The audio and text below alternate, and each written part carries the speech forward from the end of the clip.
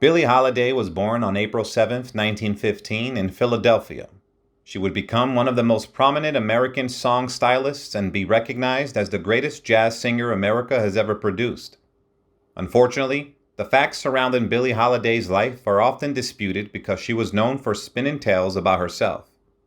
Although many of her stories had a small kernel of truth, they could not be accepted as factual. Throughout her short life, Billie faced many difficulties. She struggled with relationships with the wrong men, alcohol, heroin, and racism. Her life was plagued by hardship and adversity, but her personality shone through her music, and she was loved by her friends. What is clear is that Billie was a tough-minded and intensely vulnerable woman who gave as good as she got.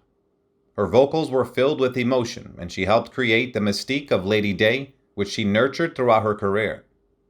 Growing up in Fells Point, a tough waterfront neighborhood in Baltimore. Her childhood was marked by abuse and instability. Her mother had to leave her behind with abusive relatives when she took a job in New York. The only person who provided her with any comfort was her great-grandmother, whom she remembered fondly throughout her life. Eventually, Eleanora was picked up for truancy and sent to the House of Good Shepherd for Colored Girls, a Catholic residential facility.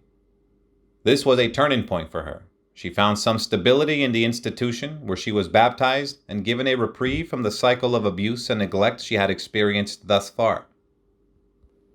Her memories of the House of Good Shepherd were mixed. She was grateful to have escaped her harsh surroundings, but the institutional nature of the facility left her feeling trapped and alone. She longed for a sense of belonging and stability that she had never experienced before. Unfortunately, her troubles were not over. Her mother, Sadie, was unable to care for her daughter and, overwhelmed by her problems, left Eleanora to fend for herself. Tragically, when Eleanora was only 11 years old, she was raped by a neighbor. She returned to Good Shepherd, but stayed only a short while before returning home to Sadie. Eleanora had her life changed by the discovery of jazz music. She first encountered the genre while listening to her lifelong idol, Louis Armstrong, on a Victrola in a neighborhood brothel. Although she would go on to be influenced by other artists like Bessie Smith, Louis Armstrong remained her primary inspiration throughout her career. At the age of 15, Eleanora turned to prostitution and began working in Madame Alice Dean's house. Her guardian deemed her out of control, and Eleanora soon left Baltimore to join her mother in New York, where Sadie worked as a maid. However, trouble followed Eleanora. She and her mother were picked up in a Harlem vice raid and charged with prostitution. Eleanora spent a short time in a workhouse before being discharged. After being released from the military, she discovered that she could earn a decent life performing in bars, where she honed her art. Once Eleanora Harris became a singer, she felt as though she had found her true calling. She loved the lifestyle that came with it and embraced the culture of drugs that permeated the music world. Marijuana was commonplace, and those who indulged were known as vipers. Billie, as she now called herself, had a prodigious tolerance for all substances, including alcohol, marijuana, and eventually heroin. While her addictions undoubtedly shortened her life and damaged her voice, it would be a mistake to view Billie only as a singer ruined by drugs. She was part of a culture that accepted substance use easily. She claimed to have auditioned as a dancer at Pod and Jerry's and was hired as a singer, but this story may have been more fiction than fact. However, it is true that white jazz writer and producer John Hammond heard her sing in early 1903 and was blown away by her talent. Despite this, it wasn't until November of that year that Hammond was finally able to rearrange a recording session and later signed Billie to Columbia Records. Her unique style and powerful voice captivated audiences, and she became one of the most iconic jazz singers of all time. Billie Holiday's life was enriched by her relationships with other musicians, particularly saxophonist Lester Young. Their bond was both musical and personal, lasting for many years. Billie was also a supporter of other female singers and admired Ella Fitzgerald. She developed a friendship with Lena Horne when the young singer first came to New York. Although Billie was known as a blues singer, her artistry transcended any single genre. She was first and foremost a jazz singer and widely regarded as one of the best interpreters of popular music in history. She disliked the title of her autobiography because she felt it did not do justice to her musical achievements. Musicians who worked with her praised her innate understanding of the music, including Count Basie and Artie Shaw. Duke Ellington went so far as to call Billie the coolest. As she rose to fame, Billie Holiday's music not only captured the attention of audiences, but also spoke to the social issues of her time. Her signature song, Strange Fruit, was a haunting depiction of lynching that left audiences stunned and silenced. It was a poignant reminder of the racism that black musicians faced and brought the harsh reality of lynching to the forefront. Lillian Smith, the author of the novel of the same name, was inspired by Billie's song. As Billie toured the South with Artie Shaw's band, she experienced firsthand the oppressive force of Jim Crow. Despite her success, she was often exploited and mistreated by those she trusted. But her personal life was complicated, and her relationships often reflected her deep ambivalence about love and a certain level of masochism.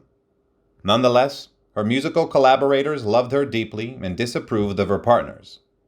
One of her favorite accompanists, Bobby Tucker, referred to them as pimps. John Levy and Louis McKay, in particular, facilitated her drug habit and drained her finances.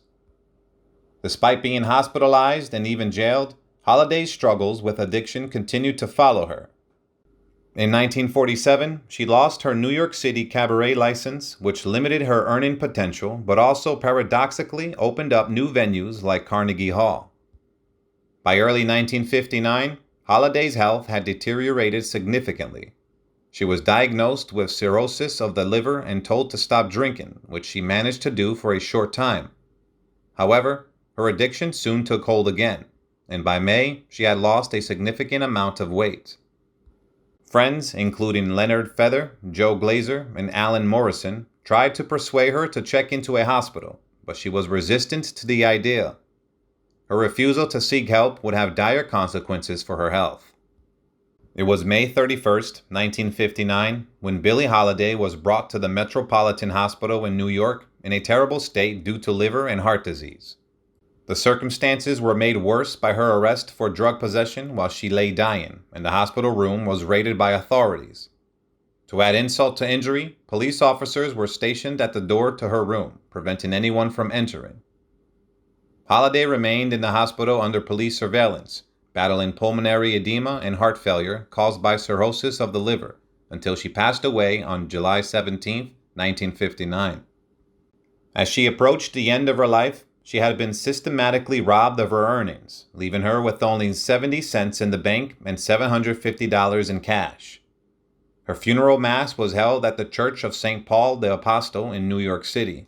Gilbert Milstein, who had been the narrator at Billie Holiday's 1956 Carnegie Hall concerts and had written the sleeve notes for her album, The Essential Billie Holiday, described her death in these same 1961 dated sleeve notes.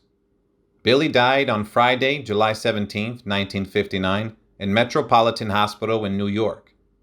She passed away in bed, in which she had been arrested for illegal possession of narcotics a little over a month prior. As she lay mortally ill, the police guard stationed outside her room and was removed by court order only a few hours before her death. Milstein's description of Billie's final days is bleak. Her life was as disorderly and pitiful as her death. Billie, who had once been strikingly beautiful, had wasted away physically and was now a small, grotesque caricature of herself. She had been consumed by the worms of every kind of excess, drugs being only one of many. It is likely that among Billie's last thoughts was the belief that she would be arraigned by the following morning. She was only 44 years old when she passed away, a cynical, sentimental, profane, generous, and greatly talented woman. In the end, she removed herself from the jurisdiction of any court here below, although she would have been arraigned eventually, possibly not as quickly as she feared. Goodbye, and rest in peace, legend singer Billie Holiday.